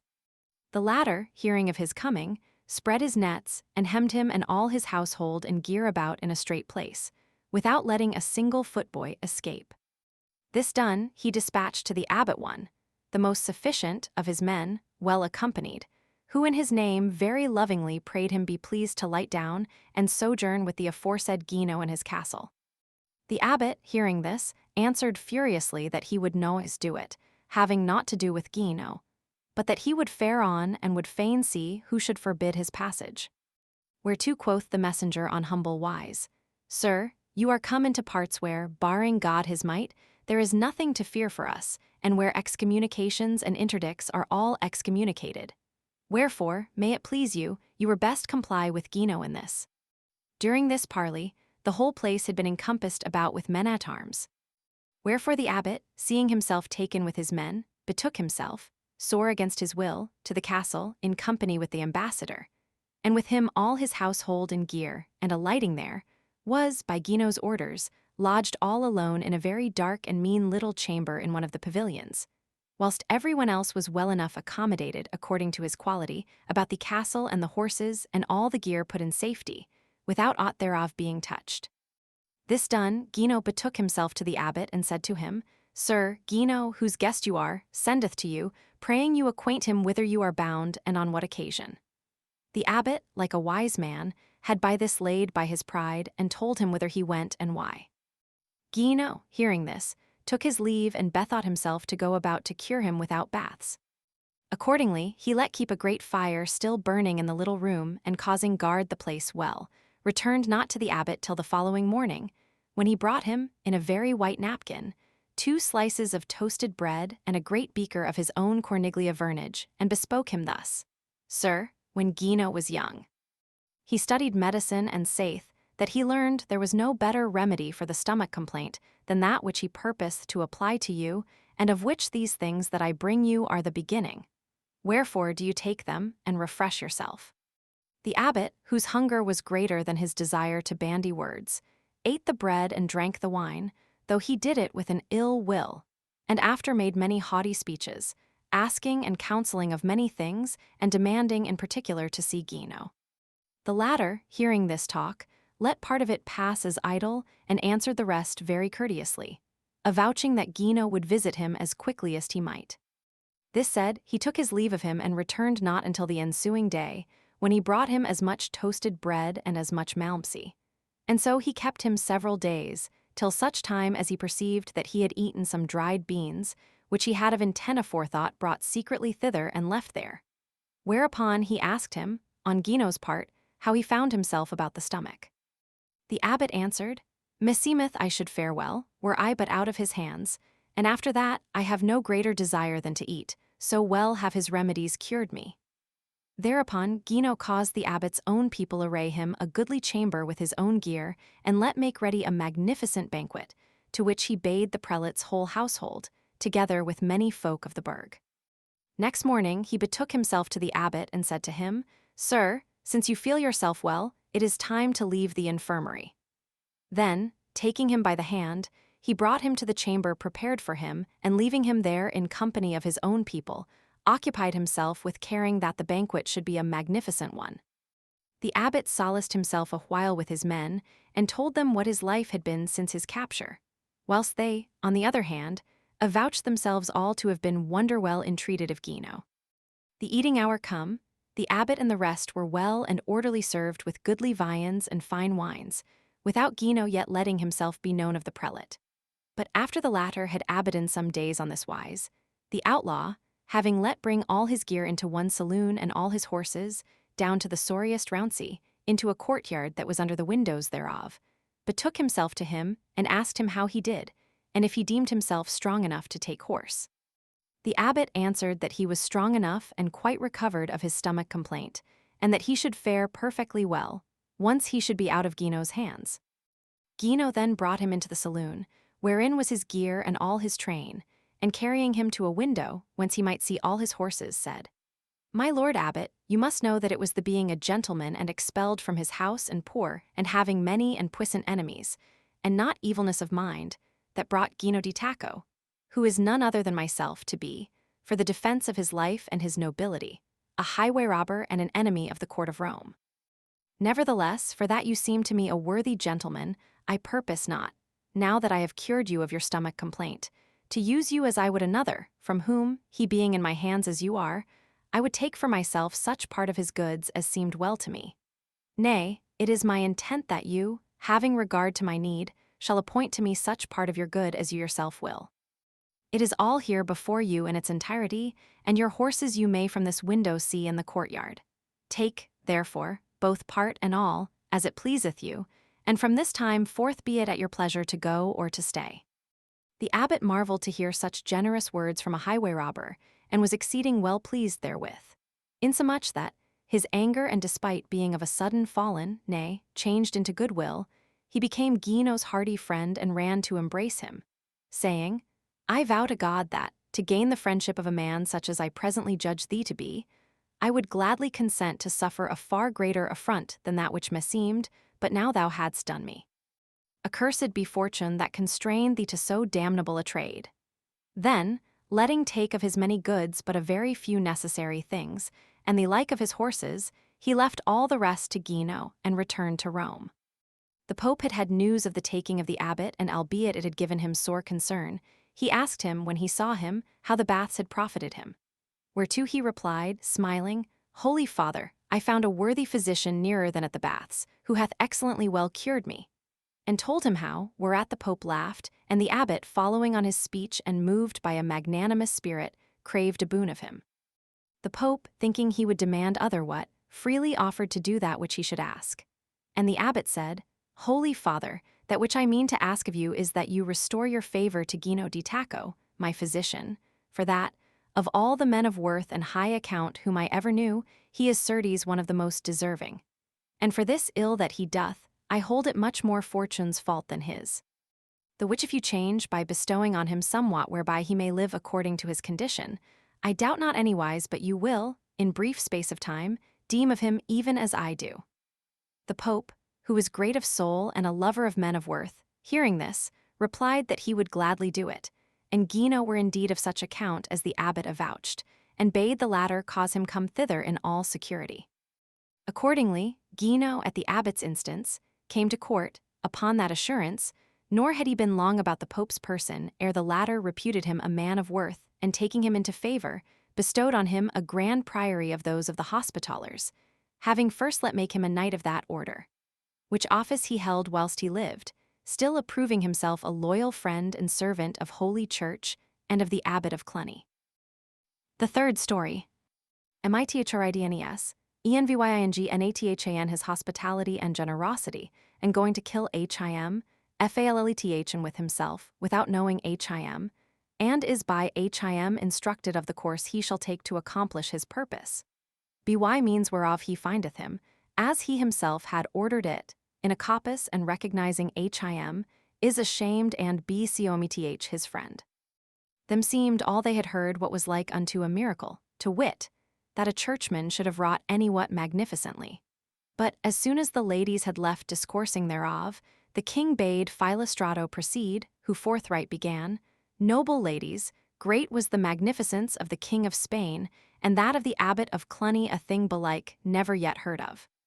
But maybe it will seem to you no less marvelous a thing to hear how a man, that he might do generosity to another who thirsted for his blood, nay, for the very breath of his nostrils, privily bethought himself to give them to him, aye, and would have done it, had the other willed to take them, even as I purpose to show you in a little story of mine. It is a very certain thing, if credit may be given to the report of divers Genoese, and others who have been in those countries, that there was aforetime in the parts of Carthago a man of noble lineage and rich beyond compare, called Nathan, who, having an estate adjoining a highway, whereby as of necessity passed all who sought to go from the Ponent to the Levant, or from the Levant to the Ponent, and being a man of great and generous soul, and desirous that it should be known by his works, assembled a great multitude of artificers, and let build there, in a little space of time, one of the fairest and greatest and richest palaces that had ever been seen, the which he caused excellently well furnished with all that was apt unto the reception and entertainment of gentlemen. Then, having a great and goodly household, he there received and honorably entertained, with joyance and good cheer, whosoever came and went. And in this praiseworthy usance he persevered insomuch that not only the Levant, but well nigh all the Ponent, knew him by report.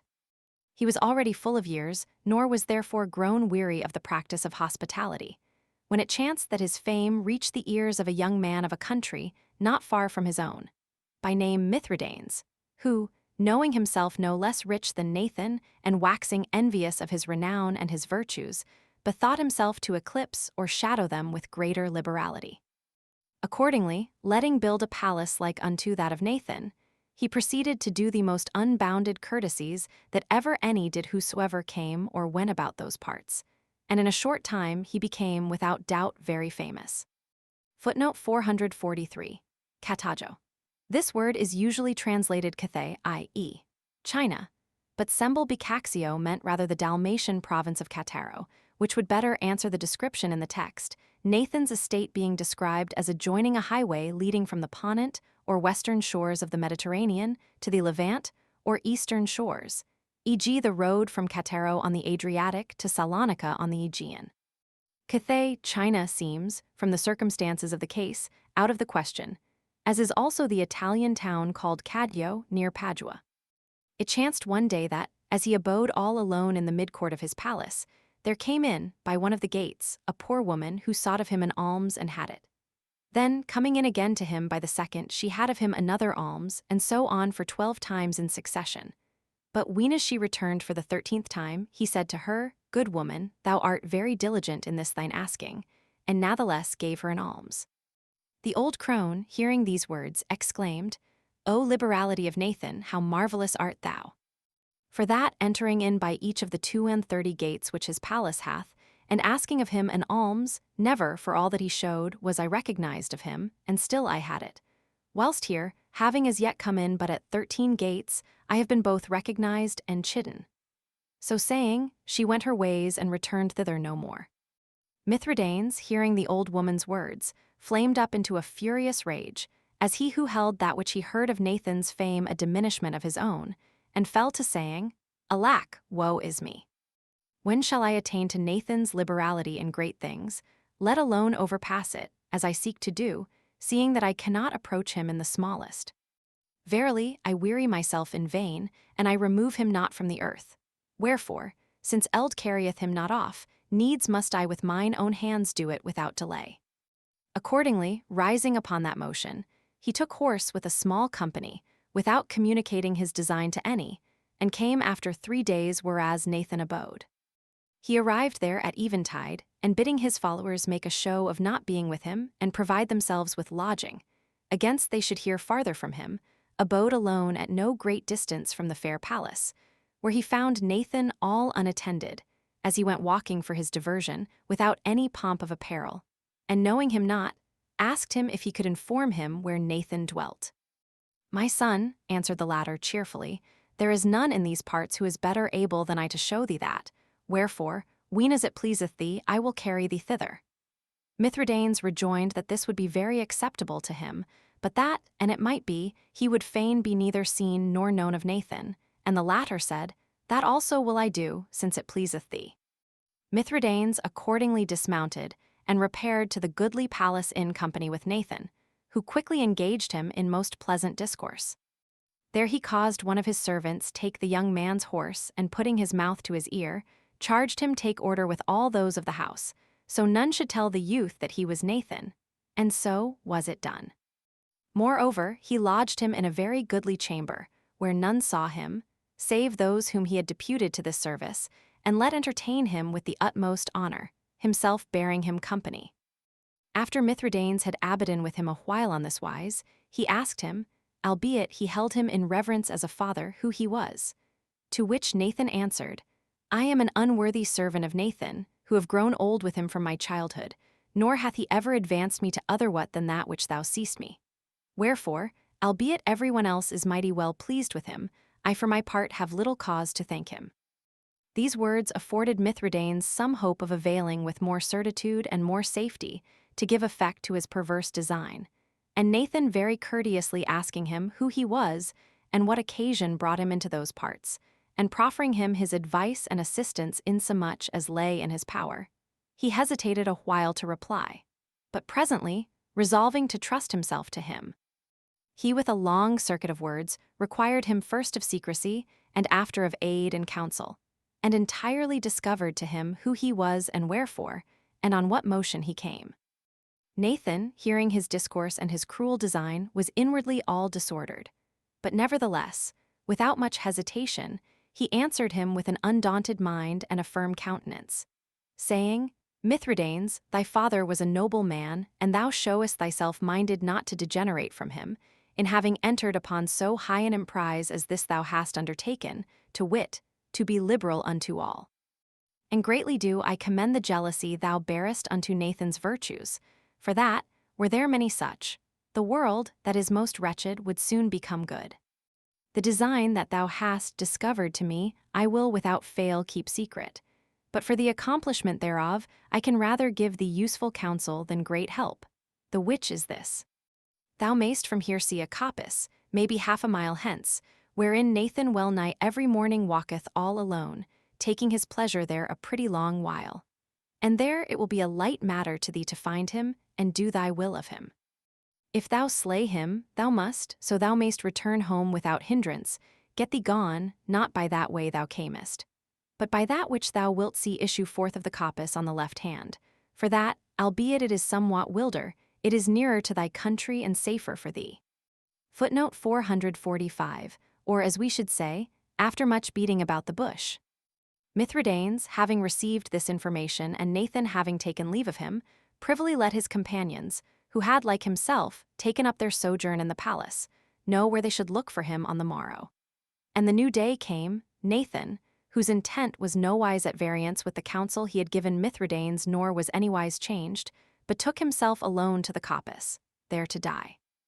Meanwhile, Mithridates arose and taking his bow and his sword, for other arms he had not, mounted to horse and made for the coppice, where he saw Nathan from afar go walking all alone.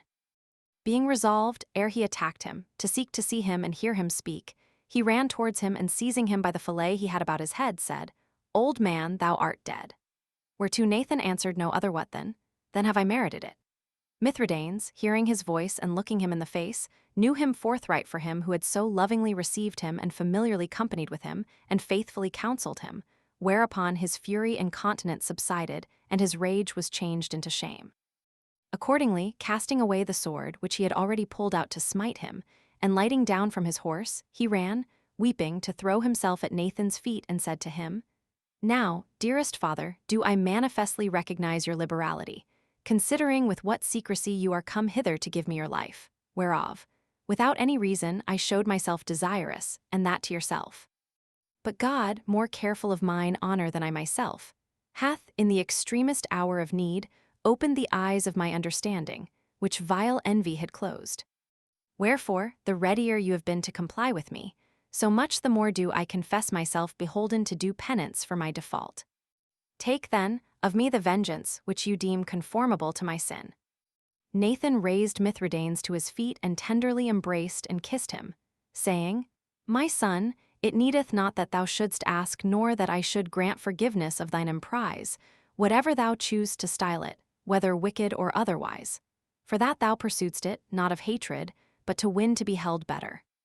Live then, secure from me and be assured that there is no man alive who loveth thee as I do, having regard to the loftiness of thy soul, which hath given itself, not to the amassing of monies, as do the covetous, but to the expenditure of those that have been amassed.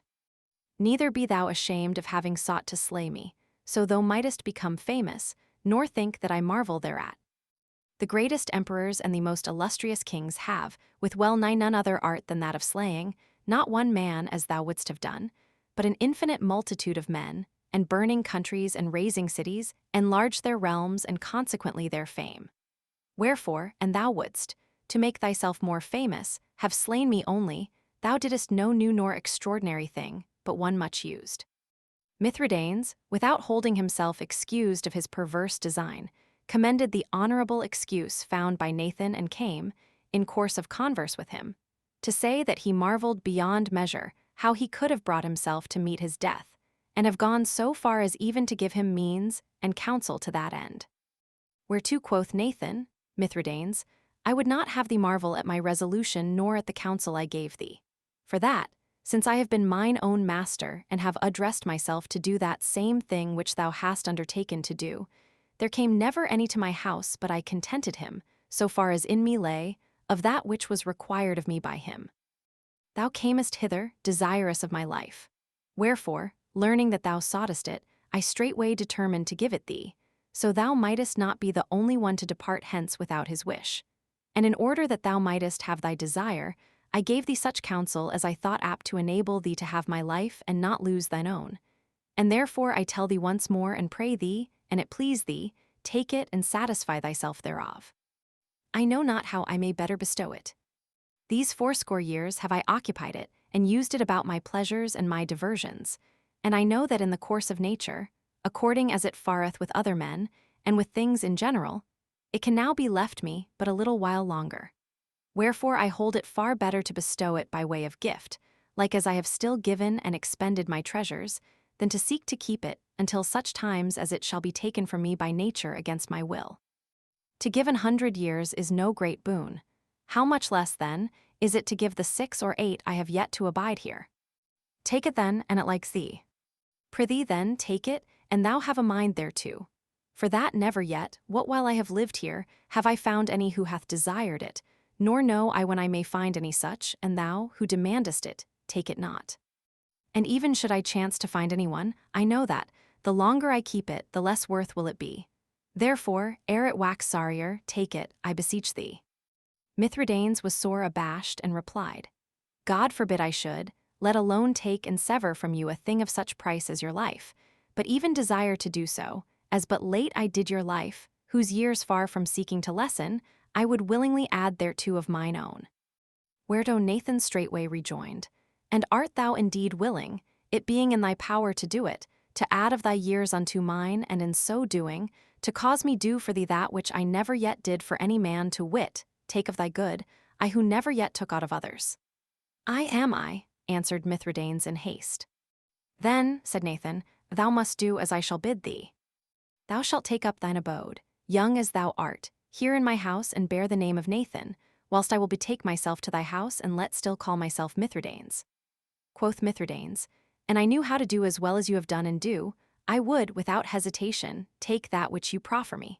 But, since meseemeth very certain that my actions would be a diminishment of Nathan's fame, and as I purpose not to mar in another that which I know not how to order in myself, I will not take it.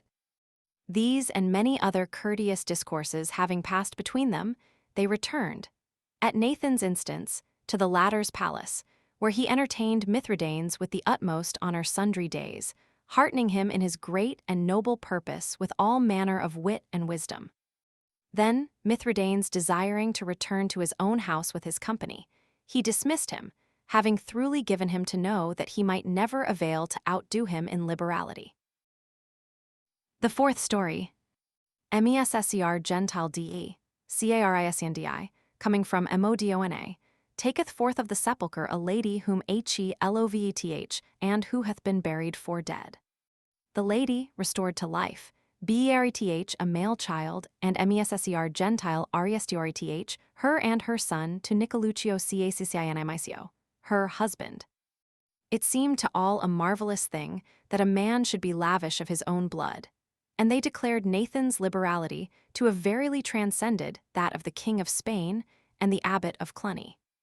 But after enough to one and the other effect had been said thereof, the king, looking towards Loretta, signed to her that he would have her tell, whereupon she straightway began, Young ladies, magnificent and goodly are the things that have been recounted, nor meseemeth is there aught left unto us who have yet to tell, wherethrough we may range a story-telling. So throughly have they all been occupied with the loftiness of the magnificences related, except we have recourse to the affairs of love, which latter afford a great abundance of matter for discourse on every subject. Wherefore, at once on this account, and for that the theme is one to which our age must needs especially incline us, it pleaseth me to relate to you an act of magnanimity done by a lover, which all things considered will peradventure appear to you no as inferior to any of those already set forth, if it be true that treasures are lavished, enmities forgotten, and life itself, nay, what is far more, honor and renown, exposed to 1,000 perils, so we may avail to possess the thing beloved.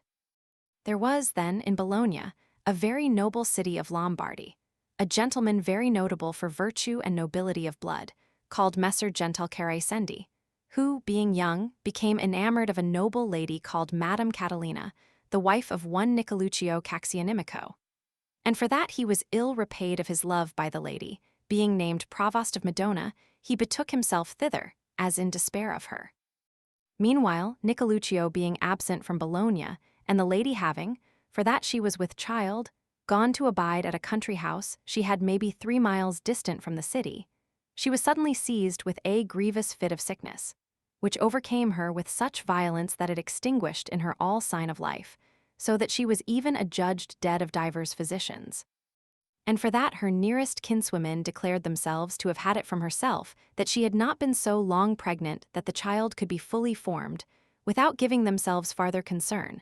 They buried her, such as she was, after much lamentation, in one of the vaults of a neighboring church.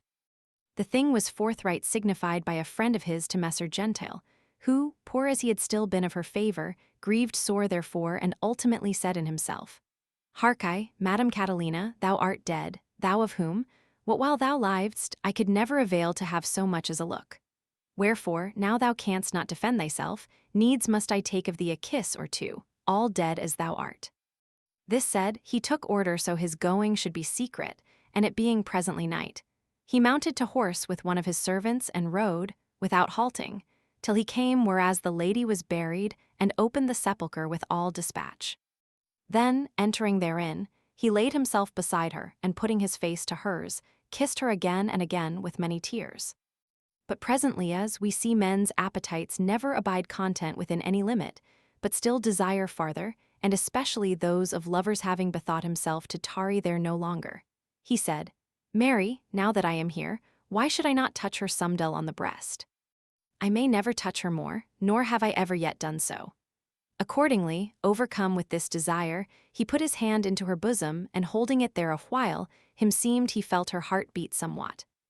Thereupon, putting aside all fear, he sought more diligently and found that she was certainly not dead, scant and feeble as he deemed the life wherefore. With the help of his servant, he brought her forth of the tomb, as softly as he might, and setting her before him on his horse, carried her privily to his house in Bologna. There was his mother, a worthy and discreet gentlewoman, and she, after she had heard everything at large from her son, moved to compassion, quietly addressed herself by means of hot baths and great fires to recall the strayed life to the lady, who, coming presently to herself, heaved a great sigh and said, "Ah me, where am I?" To which the good lady replied, "Be of good comfort, thou art in safety." Madame Catalina, collecting herself, looked about her and knew not aright where she was. But seeing Messer Gentile before her, she was filled with wonderment and besought his mother to tell her how she came thither. Whereupon Messer Gentile related to her everything in order. At this she was sore afflicted, but presently rendered him such thanks as she might and after conjured him, by the love he had erst borne her and of his courtesy, that she might not in his house suffer at his hands aught that should be anywise contrary to her honor and that of her husband, and that, as soon as the day should be come, he would suffer her return to her own house. "Madam," answered Messer Gentile, "whatsoever may have been my desire of time past, I purpose not, either at this present or ever henceforth, since God hath vouchsafed me this grace that he hath restored you to me from death to life, and that by means of the love I have hitherto borne you, to use you either here or elsewhere otherwise than as a dear sister. But this my service that I have done you tonight meriteth some recompense, wherefore I would have you deny me not a favor that I shall ask you." The lady very graciously replied that she was ready to do his desire, so but she might, and it were honorable.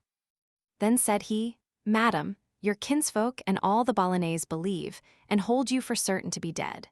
Wherefore there is no one who looketh for you more at home, and therefore I would have you of your favor be pleased to abide quietly here with my mother till such time as I shall return from Madonna, which will be soon. And the reason for which I require you of this is that I purpose to make a dear and solemn present of you to your husband in the presence of the most notable citizens of this place." The lady, confessing herself beholden to the gentleman, and that his request was an honorable one, determined to do as he asked, how much soever she desired to gladden her kinsfolk of her life, and so she promised it to him upon her faith. Hardly had she made an end of her reply, when she felt the time of her delivery to be come, and not long after, being lovingly tended of Messer Gentile's mother, she gave birth to a goodly male child, which manifold redoubled his gladness and her own. Messer Gentile took order that all things needful should be forthcoming, and that she should be tended as she were his proper wife, and presently returned in secret to Madonna. There, having served the term of his office, and being about to return to Bologna, he took order for the holding of a great and goodly banquet at his house on the morning he was to enter the city, and thereto he bade many gentlemen of the place, amongst whom was Nicoluccio Caxianimico. Accordingly, when he returned and dismounted, he found them all awaiting him, as likewise the lady, fairer and sounder than ever, and her little son in good case, and with inexpressible joy seating his guests at table, he let serve them magnificently with various meats. Weena's the repast was near its end. Having first told the lady what he meant to do and taken order with her of the course that she should hold, he began to speak thus: "Gentlemen, I remember to have heard whiles that there is in Persia a custom, and to my thinking a pleasant one, to wit, that weenas any is minded supremely to honor a friend of his. He biddeth him to his house, and there showeth him the thing, be it wife or mistress or daughter or whatsoever else. He holdeth most dear, avouching that, like as he showeth him this, even so, and he might, would he yet more willingly show him his very heart, which custom I purpose to observe in Bologna.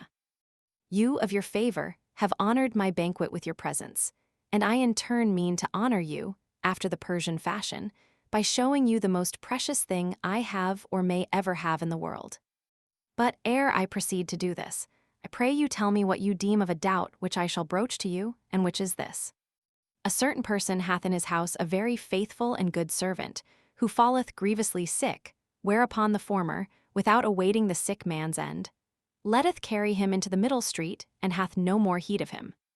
Cometh a stranger, who, moved to compassion of the sick man, carrieth him off to his own house, and with great diligence and expense bringeth him again to his former health. Now I would fain know whether, if he keep him and make use of his services, his former master can in equity complain of or blame the second, if, he demanding him again, the latter refuse to restore him. The gentlemen, after various discourse among themselves, concurring all in one opinion, committed the response to Nicoluccio Caxianimico, for that he was a goodly and eloquent speaker. Whereupon the latter, having first commended the Persian usage, declared that he and all the rest were of opinion that the first master had no longer any right in his servant, since he had, in such a circumstance, not only abandoned him, but cast him away, and that, for the kind offices done him by the second, them seemed the servant was justly become his, wherefore, in keeping him, he did the first no hurt, no violence, no unright whatsoever. The other guests at table, and there were men there of worth and worship, said all of one accord that they held to that which had been answered by Nicoluccio. And Messer Gentile, well pleased with this response, and that Nicoluccio had made it, avouched himself also to be of the same opinion. Then said he, "It is now time that I honor you according to promise," and calling 2 of his servants, dispatched them to the lady, whom he had let magnificently dress and adorn, praying her be pleased to come gladden the company with her presence. Accordingly, she took her little son, who was very handsome, in her arms, and coming into the banqueting hall, attended by 2 serving men, seated herself, as Messer Gentile willed it, by the side of a gentleman of high standing. Then said he, "Gentlemen, this is the thing which I hold and purpose to hold dearer than any other. Look, if it seem to you that I have reason to do so." The guests, having paid her the utmost honor, commending her amming and declaring to Messer Gentile that he might well hold her dear, fell to looking upon her. And there were many there who had avouched her to be herself, had they not held her for dead. But Nicoluccio gazed upon her above all, and unable to contain himself, asked her, Messer Gentile having withdrawn a while, as one who burned to know who she was, if she were a Bolognese lady or a foreigner. The lady, seeing herself questioned of her husband, hardly restrained herself from answering, but yet, to observe the appointed ordinance, she held her peace. Another asked her if the child was hers, and a third if she were Messer Gentile's wife or anywise akin to him, but she made them no reply. Presently Messer Gentile coming up, one of his guests said to him, "Sir, this is a fair creature of yours, but she seemeth to us mute, is she so?" "Gentlemen," replied he, "her not having spoken at this present is no small proof of her virtue." And the other said, "Tell us then who she is." Quoth Messer Gentile, "That will I gladly, so but you will promise me that none, for aught that I shall say, will budge from his place till such time as I shall have made an end of my story." Footnote 451, i.e., who would have recognized her as Madame Catalina. All promised this, and the tables being presently removed, Messer Gentile, seating himself beside the lady, said, "Gentlemen, this lady is that loyal and faithful servant, of whom I questioned you a while agone, and who, being held little dear of her folk, and so, as a thing without worth and no longer useful, cast out into the midward of the street, was by me taken up. Yea, by my solicitude and of my handiwork I brought her forth of the jaws of death. And God, having regard to my good intent, hath caused her, by my means, from a frightful corpse become thus beautiful. But that you may more manifestly apprehend how this betided me, I will briefly declare it to you." Then, beginning from his falling enamored of her, he particularly related to them that which had passed until that time, to the great wonderment of the hearers, and added, "By reason of which things, and you, and especially Nicoluccio, have not changed counsel since a while ago, the lady is fairly mine, nor can any with just title demand her again of me." To this none made answer. Nay, all awaited that which he should say farther, whilst Nicoluccio and the lady and certain of the others who were there wept for compassion. Then Messer Gentile, rising to his feet and taking the little child in his arms and the lady by the hand, made for Nicoluccio and said to him, "Rise up, gossip. I do not restore thee thy wife, whom thy kinsfolk and hers cast away. Nay, but I will well bestow on thee this lady my gossip, with this her little son, who I am assured was begotten of thee and whom I held at baptism and named Gentile." And I pray thee that she be none the less dear to thee for that she hath abidden near upon 3 months in my house. For I swear to thee, by that God who belike caused me aforetime fall in love with her, to the intent that my love might be, as in effect it hath been, the occasion of her deliverance that never, whether with father or mother or with thee, hath she lived more chastely than she hath done with my mother in my house. So saying, he turned to the lady and said to her, Madam, from this time forth I absolve you of every promise made me, and leave you free to Nicoluccio. Then, giving the lady and the child into Nicoluccio's arms, he returned to his seat. Nicoluccio received them with the utmost eagerness, so much the more rejoiced as he was the farther removed from hope thereof, and thanked Messer Gentile, as best he might and knew, whilst the others, who all wept for compassion, commended the latter amen of this. Yea, and he was commended of whosoever heard it. The lady was received in her house with marvelous rejoicing, and long beheld with amazement by the Bolognese, as one raised from the dead. Whilst Messer Gentile ever after abode a friend of Nicoluccio, and of his kinsfolk and those of the lady. Footnote 453, lit. I leave you free of Nicoluccio, Libera Roman 6 Latio de Nicoluccio. What then, gentle ladies, will you say? Is, think you, a king's having given away his scepter, and his crown, or an abbot's having, without cost to himself, reconciled an evildoer with the Pope, or an old man's having proffered his weasand to the enemy's knife to be evened with this deed of Messer Gentile, who, being young and ardent and him-seeming, he had a just title to that which the heedlessness of others had cast away, and he of his good fortune had taken up, not only honorably tempered his ardor, but, having in his possession that which he was still wont with all his thoughts to covet and to seek to steal away, freely restored it. Certes, meseemeth none of the magnificences already recounted can compare with this.